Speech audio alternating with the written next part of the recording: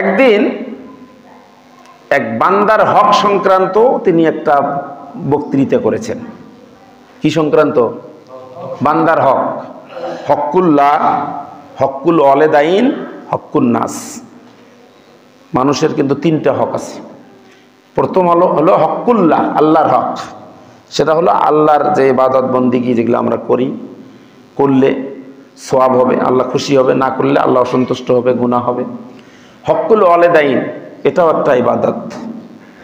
আরেকটা হক হলো হক্কুন নাস, না আল্লাহর প্রতি আপনার যে অধিকার আছে, হক আছে, আপনার পিতামাতার প্রতি আপনার হক আছে। আবার প্রতিবেশী যে আছে, অন্য সাধারণ মানুষ, সকলের প্রতি কি আছে? মানুষের অধিকার আছে, হক আছে। আল্লাহর হাবিব সাল্লাল্লাহু আলাইহি ওয়াসাল্লাম একদিন এই বান্দার হক সংক্রান্ত বিষয়ে আলোচনা করলেন। আলোচনার পরে এক পর্যায়ে তিনি ঘোষণা করলেন, আজকে যে আমি তোমাদেরকে বান্দার হকের বিষয়ে কথা বললাম, আমিও তো আল্লাহর বান্দা, আমিও তো মানুষ। আমার দ্বারা যদি তোমাদের কারোর কোনো হক নষ্ট হয়ে থাকে, কারোর বা কোনো বান্দার হক যদি আমি নষ্ট করে থাকি, আমি নবী আজকে আমি অনুমতি দিলাম, তোমরা কিসাস হিসাবে আমার কাছে সেই হকটা তোমরা আদায় করে নিতে পারো। কিসাস, আমি যদি কোনো হক নষ্ট করে থাকি, কোনো বান্দার কাউকে যদি আমি কষ্ট দিয়ে থাকি, আজকে যেহেতু বান্দার হক নিয়ে আলোচনা করলাম, এই জন্য আজকে এটা মিটিয়ে নেওয়া ভালো। কারণ আল্লাহ রাসূল এমন কোনো ওয়াজ করতেন না, আমার মতো আমাদের মতো বক্তাদের মতো তিনি ওয়াজ করতেন না, এমন কোনো কাজ তিনি করতেন না যে কাজটা তিনি ওয়াজ করলেন বান্দার হক সংক্রান্ত। কেউ যদি কারো হক নষ্ট করে থাকো, আজকে মিটিয়ে নেবা, সবাই হক মিটিয়ে নিবা, কিন্তু আমি নবী হতে পারি, আমিও তো মানুষ, আমারও তো এরকম হক নষ্ট হতে পারে।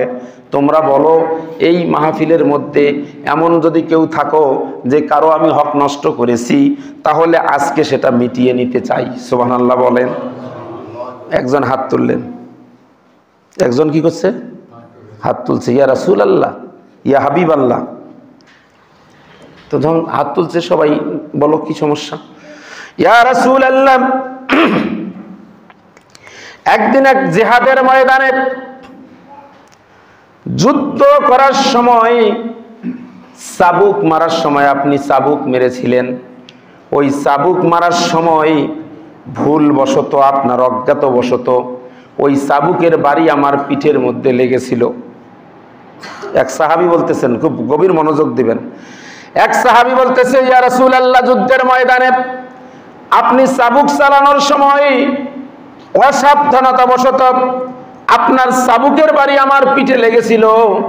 আজকে যেহেতু আপনি বান্দার হকের কিসাস মিটাতে চান, ইয়া রাসূলুল্লাহ, আজকে আমি আপনার পিঠে চাবুক মেরে সেটা আমি শোধবোধ করতে চাই। বলুন সুবহানাল্লাহ। কি বলছে? সাহাবী আল্লাহ রাসূলের পিঠে চাবুক মারতে চাইছে। এই কথা যখন বলছে, ওখানে তো হযরত উমরও ছিল। হযরত উমর খালি এরকম করে, মানে বেটা আয়, তোরে শোধবোধ করাই। মানে রাগ হয়ে গেছে, কয় কি আল্লাহ রাসূলক বলে পিটাবে, পিটিয়ে ওর হক আদায় করবে। ওমর রাদিয়াল্লাহু তাআলা আনহু যখন এরকম একটা অবস্থা, আল্লাহ রাসূল বললেন, ওমর তুমি থামো, এটা বান্দার হক, আমার সঙ্গে তার হক, আমি তার হক নষ্ট করেছি, সে এর কিসাস আমি আদায় করতে চাই, তুমি চুপ থাকো। এবার আল্লাহ রাসূল ডাক দিছে ওই সাহাবীকে, আসো তুমিও আমার পিঠে আঘাত করো, তুমিও আমার পিঠে আঘাত করো। এবার ওই সাহাবা বলতেছে, ইয়া রাসূলুল্লাহ, ওই সময় দুর্ভিক্ষের সময় ছিল, যখন যুদ্ধ হচ্ছিল দুর্ভিক্ষের সময়, আর আমি যখন ওই সময় জিহাদের ময়দানে আপনার সঙ্গে ছিলাম, আমার শরীরের মধ্যে কোনো কাপড় ছিল না। আমার শরীরে কি ছিল না? কাপড় ছিল না। আর আজকে যেহেতু আপনি কিসাস সঠিকভাবে কিসাস আদায় করতে চাচ্ছেন, আজকে আপনার পিঠে আমাকে বাড়ি মারতে বলতেছেন, চাবুক মারতে বলতেছেন। আপনার চাবুক যেরকম আমার খালি গায়ে খালি শরীরে জামা ছাড়া চাবুকের আঘাত লেগেছিল, আমিও আজকে আপনার পিঠে চাবুক মারতে চাই, কিন্তু জামা থাকা যাবে। এবার উমর রাদিয়াল্লাহু তাআলা আটকায় কে, লাফ দিয়ে উঠছে, বেটা আয় তোরে চাবুক মারাই, মানে সেই রকম খেপে গেছে। বলে কি, রাসূল সাল্লাল্লাহু আলাইহি ওয়াসাল্লামের জামা তুলে রাসূলের পিঠের মধ্যে চাবুক মারবে, এত বড় দুঃসাহস আমি উমর থাকতে দেখায়। উমর রাদিয়াল্লাহু রাগ কম না বেশি? এটাকে মেনে নিতে পারে উমর রাদিয়াল্লাহু তাআলা? আল্লাহর হাবিব বলেন, উমর তুমি থামো, এটা তো আমার ব্যক্তিগত ব্যাপার, এটা বান্দার হকের ব্যাপার, এখানে তুমি মাথা মানো কেন? তোমার এখানে কোনো কথা চলবে না। আল্লাহর হাবিব সাল্লাল্লাহু আলাইহি ওয়াসাল্লাম এবার তার জামাটা পিছন দিক থেকে তিনি তুলে ধরলেন, আর ওই সাহাবাকে বললেন, যেমনি করে আমি ভুলবশত আমার চাবুক তোমার পিঠে লেগেছে, আমি এই যে জামা তুলেছি, এবার তুমি এসে আমার পিঠের মধ্যে আঘাত করে তোমার কেসাসটা, তোমার হকটা মিটিয়ে নাও। সুবহানাল্লাহ। যেই না বিশ্বনবী তার জামাটা পিছন দিক থেকে তুলেছেন, ওই সাহাবী পিছন দিক থেকে দৌড়ে এসে বিশ্বনবীকে জড়িয়ে ধরে ওই মোহরে নবুয়তের মধ্যে চুমু এঁকে দিয়েছে। বলুন সুবহানাল্লাহ।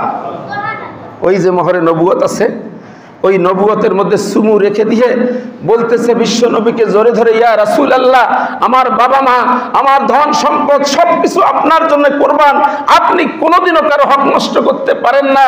আজকের এই নাটকটা করার জন্য আমি আন্তরিকভাবে দুঃখিত। শুনেছি আপনার পিঠে মোহরে নবুয়ত আছে, এই মোহরে নবুয়তটা দেখার জন্য মনটা ছটফট করছিল, কিন্তু কখনো তো দেখতে পাই না, আপনার পিঠ তো কখনো খালি থাকে না।